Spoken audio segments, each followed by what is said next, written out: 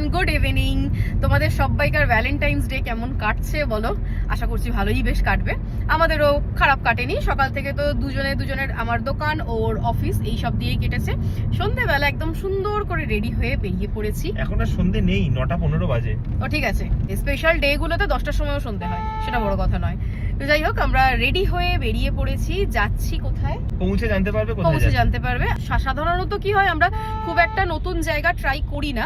আমরা যে জায়গাটার সাথে কমফোর্টেবল হয়ে যাই সেখানেই যাওয়া সবসময় প্রেফার করি। কিন্তু আজকে আমার খুব ইচ্ছা করলো যে নতুন কিছু ট্রাই করি। ওই একঘেয়েমি আমার ভালো লাগছে না, তো ওই জন্য আজকে কোথাও একটা নতুন যাচ্ছি, সেটা আমি তোমাদেরকে গিয়ে ওখানে জানাবো। চলো তাহলে আজকে এখান থেকেই ব্লগটা শুরু করি। ফাইনালি এসে পৌঁছালাম।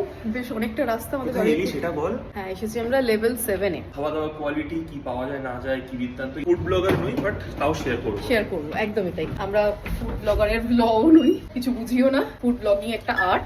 যেটা খেতে ভালো লাগবে সেটাই ফুড ব্লগিং হিসেবে দেখাবো। অ্যাম্বিয়েন্সটা বেশ ভালোই ছিল, একদম ছোটর ওপর সুন্দর সাজানো।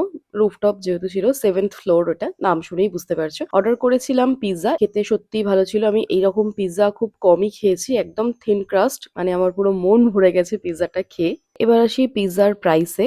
প্রাইসটা ছিল অ্যারাউন্ড 500। দেন অর্ডার করি ড্রামস অফ হেভেন। আর এটার টেস্ট কেমন ছিল সেটা তোমরা দেবজিৎকে দেখলেই বুঝতে পারবে। ড্রামস অফ হেভেনের পরে আমি অর্ডার করেছিলাম এই চিকেনের প্রিপারেশনটা, আমার নামটা মনে নেই, এটাও দুর্ধর্ষ ছিল। আর সবশেষে ব্রাউনি উইথ ভ্যানিলা আইসক্রিম, আর সাথে একটা হুক্কাও নিয়েছিলাম পান ফ্লেভারের, আর কোল্ড ড্রিঙ্কস তো থাকবেই। এবার আসি প্রাইসের কথায়।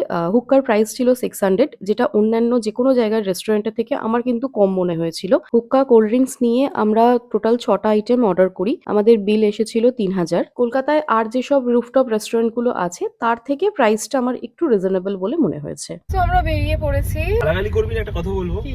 জামার মধ্যে পড়েছে নতুন গেঞ্জি, সেটা আমি তখনই দেখেছি, আর করে কোনো লাভও নেই। তো এবার আসি, রেস্টুরেন্টটা কেমন ছিল? ভীষণ ভালো। প্রত্যেকটা খাবার মানে কোন রকম, ওই যে ভিডিওর শুরুতে বললাম না যে আমি খুব একটা নতুন জায়গা ট্রাই করা প্রেফার করি না, কারণ কিরকম হবে না হবে, বিশেষ করে কোনো স্পেশাল দিনে।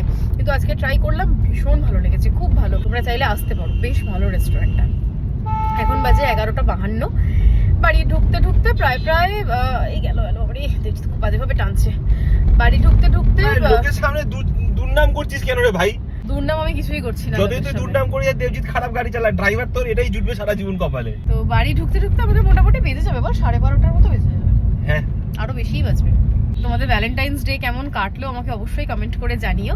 আর যদি ভিডিওটা ভালো লেগে থাকে তো প্লিজ একটা লাইক করে দিও, সবার সাথে শেয়ারও করো। আজকের মতো টাটা, দেখা হবে আবার অন্য কোনো ভিডিওতে। Good night.